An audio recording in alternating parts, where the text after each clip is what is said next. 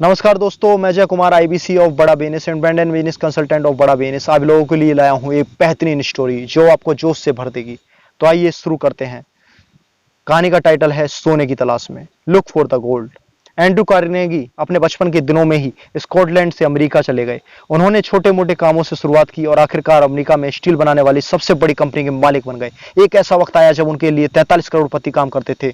करोड़ रुपए इस जमाने में भी बहुत होते हैं, लेकिन सन 1920 के आसपास तो उनकी बहुत ज्यादा कीमत थी। किसी ने कार्नेगी से पूछा, आप लोगों ने कैसे पेश आते हैं?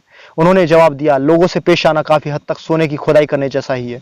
हमको 1 तोला सोना निकालने के लिए कई टन मिट्टी हटानी पड़ती है, लेकिन खुदाई करते वक्त हमारा ध्यान मिट्टी पर नहीं बल्कि सोने पर रहता है। एंड्रयू कार्नेगी के जवाब में एक महत्वपूर्ण संदेश छिपा हुआ है। हो सकता है कि किसी इंसान या किसी हालात में कोई अच्छी बात साफ तौर पर न दिखाई दे रही हो।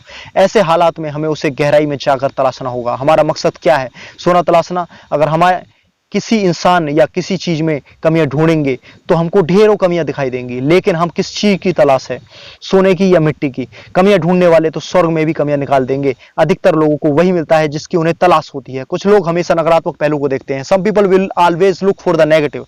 नकारात्मक नजरिए वाले लोग हमेशा नुक्स निकालते हैं। Negative people will always criticise. कुछ लोग हर चीज में नुक्स निकालते हैं। कोई काम भले ही बहुत अच्छी तरह से किया गया हो, पर उन्हें इससे कोई फर्क नहीं पड़ता। ऐसे लोगों से नुक्स निकालने को ही अपना पेशा बना लिया है। वे पेशेवर आलोचक, कैरियर क्रिटिक्स हैं। वे इस तरह नुक्ताचीनी करते हैं जैसे कि उन्हें इसके लिए किसी प्रतियोगिता में इनाम मिलने वाला हो। वे हर एक इंसान में और हर एक हालात में कोई ना कोई नुक्स ढूंढते ही निकालेंगे। हमें ऐसे लोग हर दफ्तर, हर परिवार में मिल जाएंगे। वे चारों ओर कमियां ढूंढते और यह बताते फिरते हैं कि चीजें कितनी बुरी हैं। वे अपनी समस्याओं के लिए पूरी दुनिया को दोषी मानते हैं। ये लोग दूसरों के जोश पर पानी फेर देते हैं। ऐसे लोगों के लिए एक नाम है, ये लोग ताकत को चूसने वाले एनर्जी सुकर्स कहलाते हैं। ऐसे लोग कैफेटेरिया में जाकर 20 कप चाय पियेंगे, सिगरेट के लंबे लंबे कस खींचेंगे और यह सब करने के लिए उनके पास केवल एक बहाना रहता है कि वे अपने तनाव को दूर कर रहे हैं। हकीकत यह है कि ऐसा करके वे खुद के लिए और दूसरों के लिए तनाव और बढ़ दे देते हैं। वे प्लेग की बीमारी की तरह हर तरफ मायूसी का पैगाम फैलाते हैं और ऐसा माहौल पैदा कर देते हैं जिसके नतीजे बुरे या गलत हों। रॉबर्ट फुल्टन ने स्टीम बोट की आविष्कार की। हडसन नदी के किनारे उसका प्रदर्शन किया। उसे देखने के लिए जमा हुई भीड़ में कुछ निराशावादी और शख्सी मिजाज के लोग भी शामिल थे। उन लोगों ने मजाकिया लहजे में बोला कि वह बोट कभी चालू नहीं होगी। जब बोट चालू होकर नदी में आगे बढ़ने लगी तो जिन लोगों ने कहा था कि वह कभी नहीं चालू होगी, वह लोग फौरन चिल्लाकर बोलने लगे कि बोट अब कभी नहीं रुकेगी। यह भी क्या नजरिया है? एक शिकारी ने चिड़ियों को पकड़ने वाला एक अद्भुत कुत्ता खरीदा। वह कुत्ता पानी पर चल सकता था। शिकारी वह कुत्ता अपने दोस्तों को दिखाना चाहता था। उसे इस बात की बड़ी खुशी थी कि वह अपने दोस्तों को यह काबिले गौर चीज दिखा पाएगा। उसने अपने एक दोस्त को बत्तख का शिकार देखने के लिए बुलाया। कुछ देर में उन्होंने कई बत्तखों को बंदूक से मार गिराया। उसके बाद उस आदमी ने कुत्ते को उन चिड़ियों को लाने का हुक्म दिया। कुत्ता चिड़ियों को लाने के लिए दौड़ पड़ा। उस आदमी को उम्मीद थी कि उसका दोस्त कुत्ते के बारे में कुछ कहेगा या उसकी तारीफ करेगा, लेकिन उसका दोस्त कुछ नहीं बोला। घर लौटते समय उसने अपने दोस्त से पूछा कि क्या उसने कुत्ते में कोई खास बात देखी। दोस्त ने जवाब दिया, हाँ, मैंने उसमें एक खास बात देखी, तुम्हारा कुत्ता तैर नहीं सकता। कुछ लोग हमेशा नकारात्मक पहलू को देखते हैं। निराशावादी किसे कहते हैं? निराशावादी लोगों के ये लक्षण होते हैं। जब चर्चा करने के लिए उनके पास कोई तकलीफ नहीं होती तो वे नाखुश रहते हैं।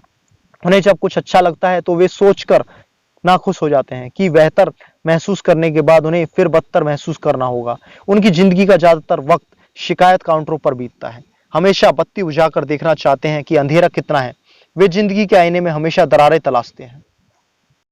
यह सुन लेने पर कि किसी और जगह की तुलना में बिस्तर पर ज्यादा लोगों की मौत होती है, वे बिस्तर पर सोना छोड़ देते हैं। वे इस अंदेशे की वजह से अपनी सेहत का मजा ही नहीं ले पाते कि कल वे बीमार पड़ सकते हैं। वे बदतर नतीजों के बारे में सोचते भर नहीं हैं, बल्कि हर घटना को बदतर बना भी देते हैं। उन्हें चांद में केवल धब्बे दिखाई देते हैं। वे मानते हैं कि सूरज केवल परछाइयां पैदा करने के लिए चमकता है। वे सहूलियतों को भूलकर केवल अपनी दिक्कतें गिनते हैं।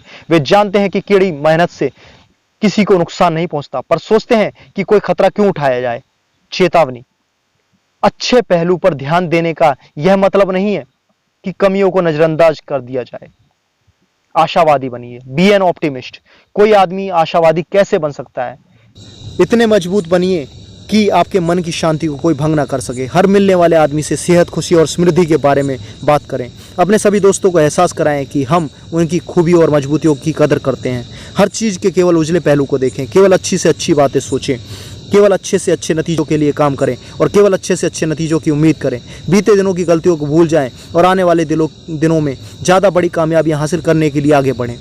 हर आदमी का मुस्कुरा कर स्वागत करें। अपने को बेहतर बनाने में इतना वक्त लगाएं कि दूसरों की आलोचना करने के लिए हमारे पास वक्त ही ना बचे। इतने बड़े बने कि चिंता छू ना सके और इतना अच्छा बने कि गुस्सा आए ही नहीं। तो दोस्तों, अगर मेरी आपको ये कहानी अच्छी लगी हो तो आप मेरे वीडियो को कमेंट, लाइक, शेयर और सब्सक्राइब करना ना भूलिएगा। मैं इसी तरह की ज़बरदस्त कहानियाँ आप लोगों के लिए लाता रहूँगा और बढ़िया रोमांचक वीडियो लाता रहूँगा। तब तक के लिए आप लोगों से अलविदा रहता हूँ। वीडियो को देखने के लिए थैंक्स।